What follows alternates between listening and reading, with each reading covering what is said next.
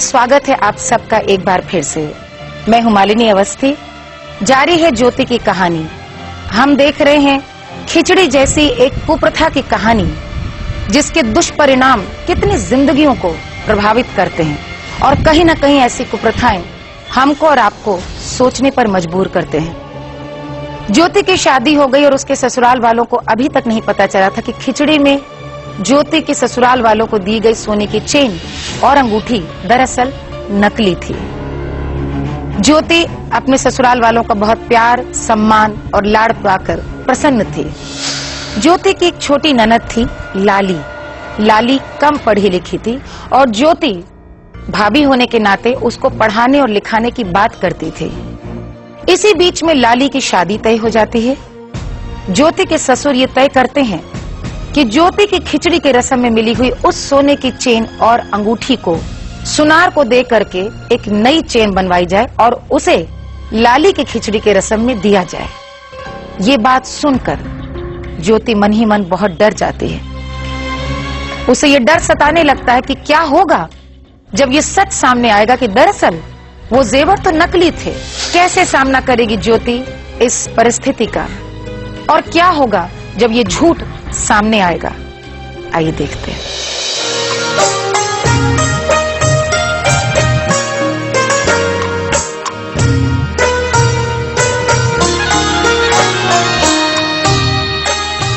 हम बहुत ही किस्मत वाले हैं जो हमें तुम्हारी जैसी सुंदर और पढ़ी लिखी बीवी मिली।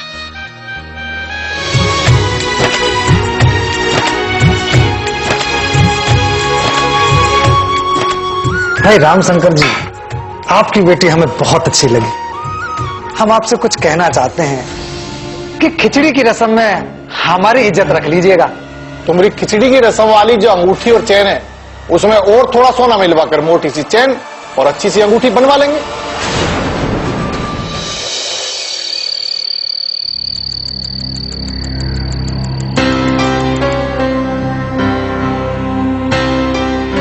अरे वो तुम्हारी खिचड़ी की रस्म वाली अंगूठी और चेन है ना, उसी में और थोड़ा सोना मिलवाकर ऑर्डर दे देंगे।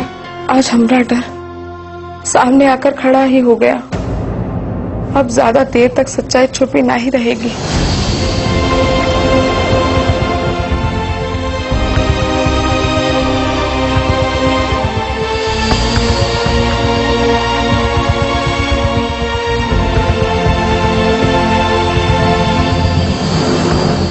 कुछ समझ में ना ही आ रहा है, क्या करें। चलो सब अच्छे से हो गए। अरे लेटे रहो लेटे रहो।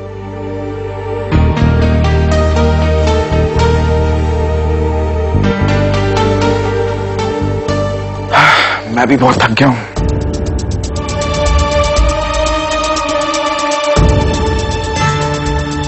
हमें इनको सारी बात बता देनी चाहिए। हाँ, यही ठीक रहेगा।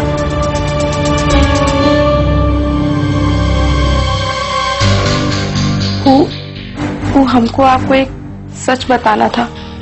हमारे बाबू ने जो खिचड़ी खिलाई की रस्म में चेन और अंगूठी दी थी ना, वो नकली है। आप गलत मत समझिएगा। हमारे बाबू का इरादा ऐसा बिल्कुल भी नहीं था। उनका इरादा आपको असली चेन और अंगूठी देने का था, लेकिन घर के हालात और बाबू की मजबूरी की वजह से ऐसा किया। अगर वो ऐसा नहीं करते ना, तो हमारी शादी भी नहीं होती। आप हमें माफ कर दीजिएगा। हमें माफ कर दीजिए।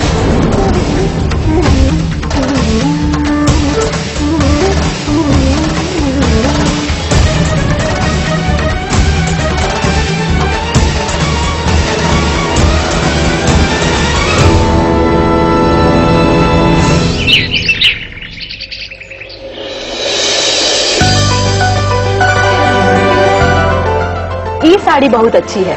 नहीं अम्मा, ये लाल वाली अच्छी है।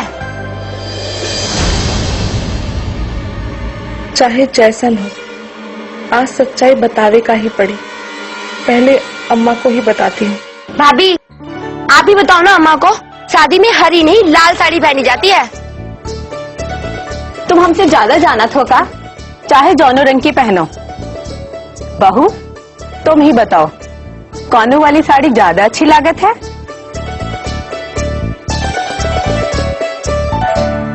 हम सोच ना ही सकते थे हमको कौन इतना बड़ा धोखा दे सकते हैं। आज के जमाने में केहू पे भरोसा करे लायक नहीं है। का हुआ? इतना गुस्सा काहे हो रही है? आखिर बात का है, बताएंगे भी? अरे वो बिल्लू है ना जो अपने यहाँ काम करते हैं, हमरे से बोला कि हमारी अम्मा की तबीयत खराब है, पैसा चाहिए। हमने दे दिया और आज हमरे को पता लगा कि उसकी अम्मा की तबीयत बिल्कुल ठीक भली चंगी है। सारा पैसा जुआ खेल दिया। इतना बड़ा धोखा किया हमरा से। अब छोड़िए भी, इतना गुस्सा ना कीजिए, शांत हो जाइए। शारदा, हमें सब बर्दाश्त है, लेकिन झूठ और धोखा बिल्कुल नहीं। आज बिल्लू ने हमारा विश्वास तोड़ा है। ऐसे झूठे और धोखेबाज इंसान के लिए हमारे घर के दरवाजे आज से बंद और यह दोबारा दिखाई नहीं देना चाहिए।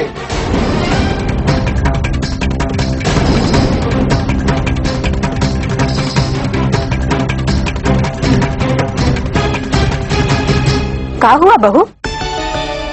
तुम ऐसे काहे खड़ी हो? नहीं अम्मा, कुछ नहीं। हाँ भाभी, बताइए ना, ये लाल वाली अच्छी है ना? हाँ, ये लाल वाली अच्छी है। क्या करें, उनको बताने की हिम्मत किए, वो सुन नहीं पाए। यहाँ इनके अम्मा जी और बाबूजी को बताने की हिम्मत ही नहीं हो रही। कैसे बताएं कि वो अंगूठी और चेन नकली है? हाँ, इससे पहले कि यहाँ कुछ गड़बड़ हो, हम जाकर अम्मा और बाबू को बताते हैं। शायद कोनो रास्ता निकल आए। माँ जी, हमें अपनी अम्मा बाबूजी की बहुत याद आ रही है। अगर आपकी इजाजत हो तो हम अपने मायके हो आए। कल दोपहर तक वापस आ जाएंगे। हाँ हाँ, हो आओ। एक बार ब्याह की तारीख तय हो ही गई, फिर कहाँ जाए का समय मिले। ठीक है।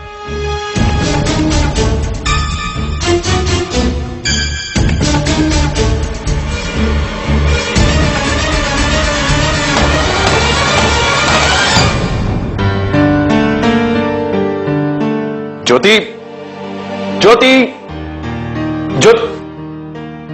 अरे भाई कहां हो तुम? हमारी घड़ी नहीं मिल रही।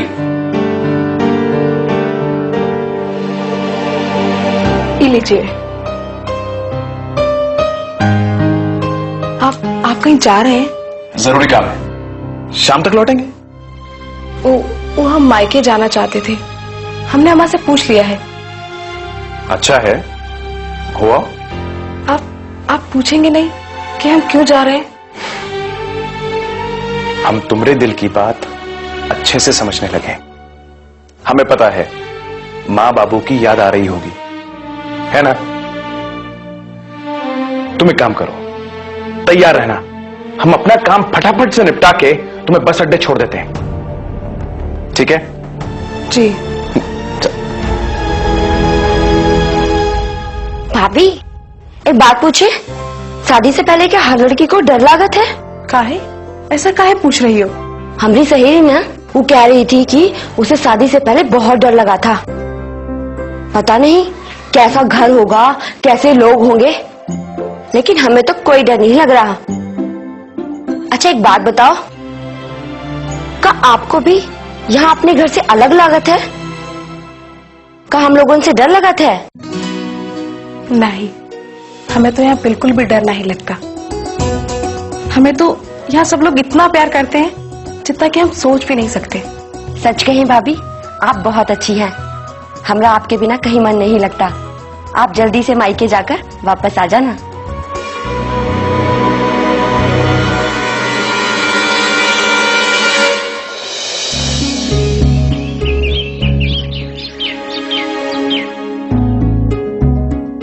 अरे जल्दी जल्दी चलो, बस आने का समय हो गया है। और सुनो, वहां जाकर माँ और बाबूजी को हमारा प्रणाम देना।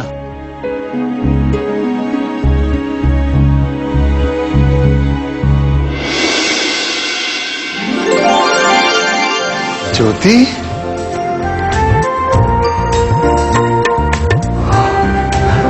ज्योति की अम्मा, ज्योति की अम्मा, देखो कौन आया है। अरे ज्योति,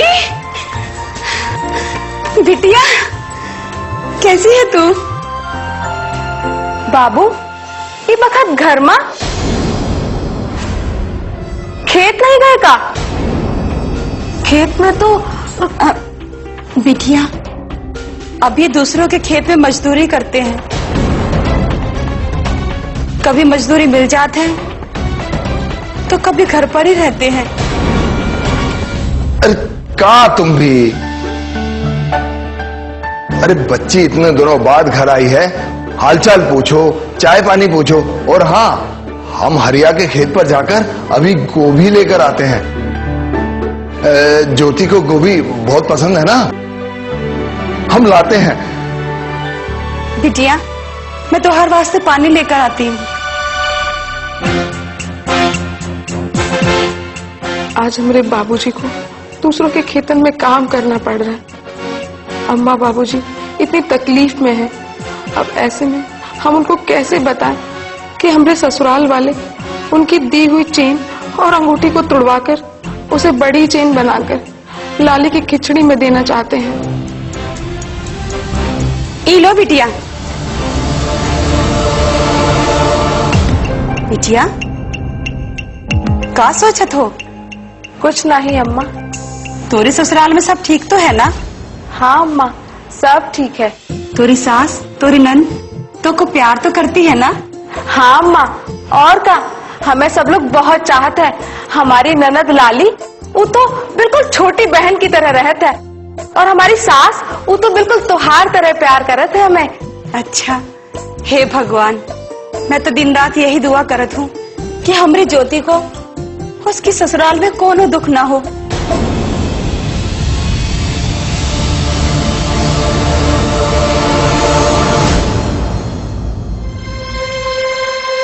ई लो चाय। अरे बहू की जगह चाय तुम लेकर आई हो? बहू कहाँ है?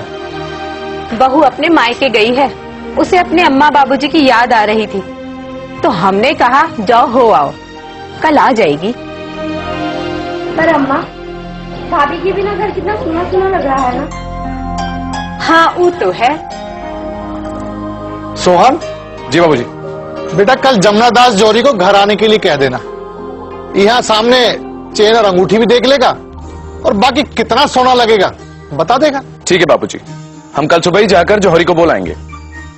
ठीक। सोहन के ब्याह में जितना मिला है, लाली के ब्याह में उससे ज्यादा देंगे।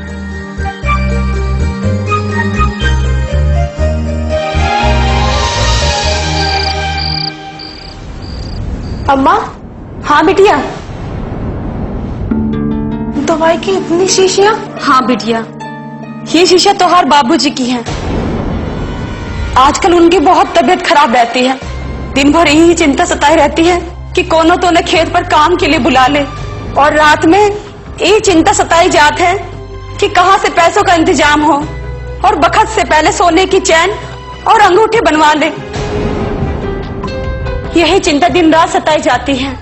अरे बिटिया एक दिन के लिए आई है और तू बैठ गई अपनी अनाप शनाप बकने। ससुराल जाकर भी यही की चिंता में जलती रहे। बिटिया वहां अभी तक नकली चेन और नकली अंगूठी का किसी को पता तो नहीं चला ना? नहीं। अच्छा तू जा बेटा, आराम कर।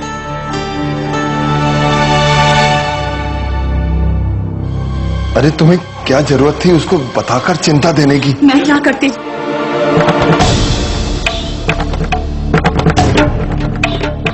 क्या करूं, कैसे सच्चाई बताऊं इन्हें? पता नहीं क्या होने वाला है हमारी ससुराल में।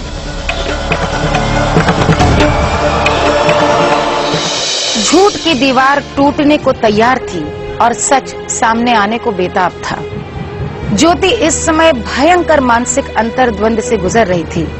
एक तरफ उसके माता पिता की इज्जत थी, दूसरी ओर ससुराल वालों का अदब। ज्योति ये तय नहीं कर पा रही थी कि वो किस तरह से अपने ससुराल वालों के सामने सच्चाई बताए। उसे समय नहीं मिल पा रहा था, और कहीं न कहीं रह रहकर एक डर उसे सच कहने से रोकता था कि क्या होगा जब घर वालों को पता चलेगा कि दरअसल उसको दिए गए जेवर नकली थे। कैसे सामना करेगी उस परिस्थिति का। दरअसल आज आपको ये बताते हुए मुझे अजीब सा लग रहा है कि ऐसी ही मिलती जुलती घटना मुझे मेरी माँ बताती थी कि उनके किसी मित्र के साथ हुई थी आज से करीब 30-35 साल पहले। आप यकीन नहीं करेंगे कि उस शादी में भी नकली जेवर दिए गए थे, लेकिन वहां पे गृहिणी ने अपने ससुराल वालों को विश्वास में लेकर ये पूरी बात जाते ही दूसरे दिन बता दी थी। आप सोच ही सकते होंगे क्या घटा होगा उस दिन वहां पर। आज आपसे यहाँ पर जुड़कर इस कहानी को कहते हुए कहीं ना कहीं मुझे रह रह कर झांसी की वो कहानी याद आ रही। बने रही यहीं पर, देखते हैं क्या होता है अब ज्योति के साथ।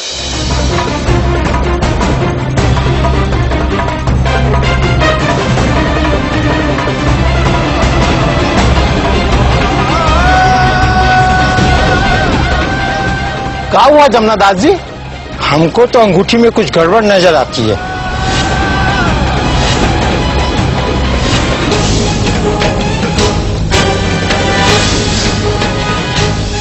तुम्हारी खिचड़ी की रस्म वाली जो अंगूठी और चैन है उसमें और थोड़ा सोना मिलवा कर मोटी सी चैन और अच्छी सी अंगूठी बनवा लेंगे।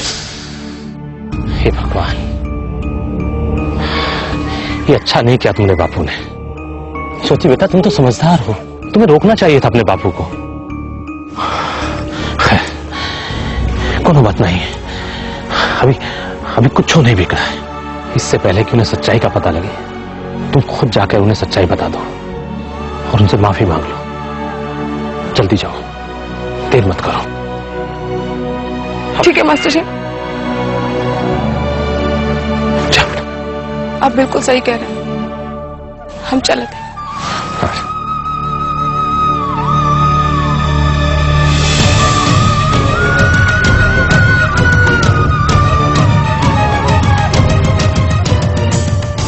उन्हें नकली चेन और अंगूठी की बात पता चले उससे पहले मुझे घर पहुंचना होगा।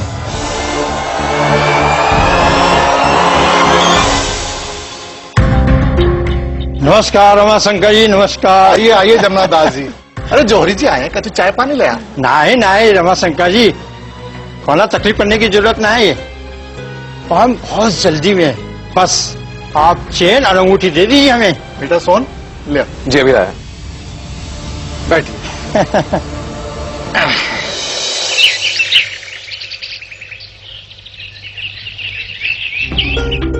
इससे पहले कि उन्हें सच्चाई का पता लगे, तुम खुद जाकर उन्हें सच्चाई बता दो और उनसे माफी मांग लो। जल्दी जाओ, देर मत करो।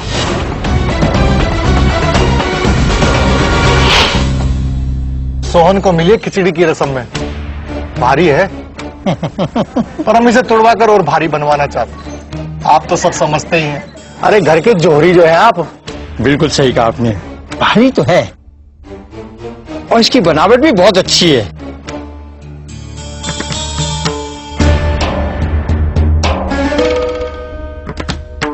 पता नहीं, सच का पता चलने के बाद सब क्या सोचेंगे, क्या कहेंगे।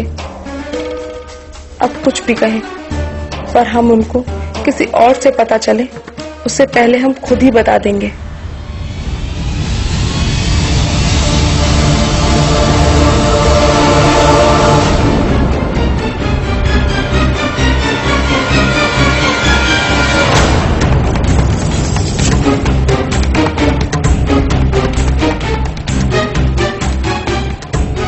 क्या हुआ जमुनादास जी? हमको तो अंगूठी में कुछ गड़बड़ नजर आती है।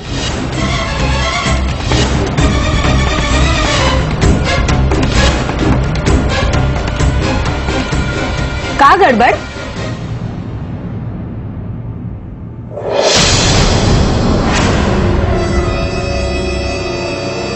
ये सोना नकली है।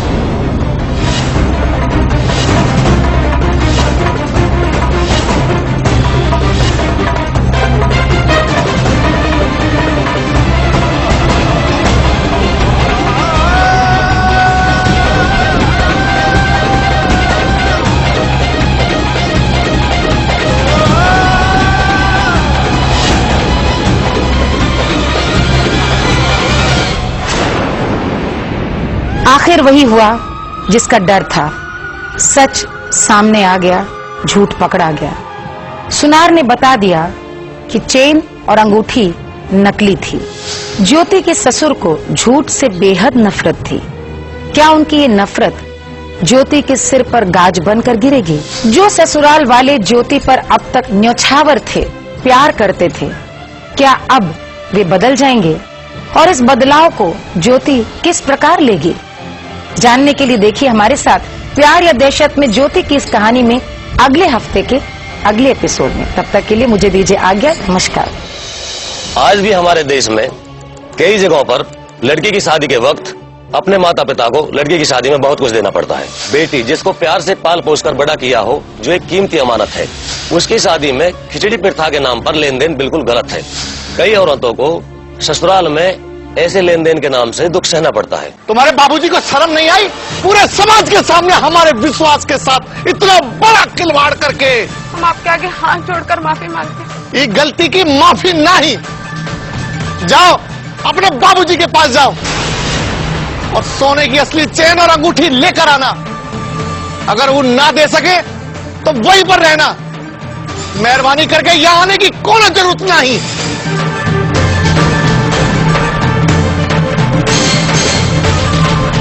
जय श्री राम।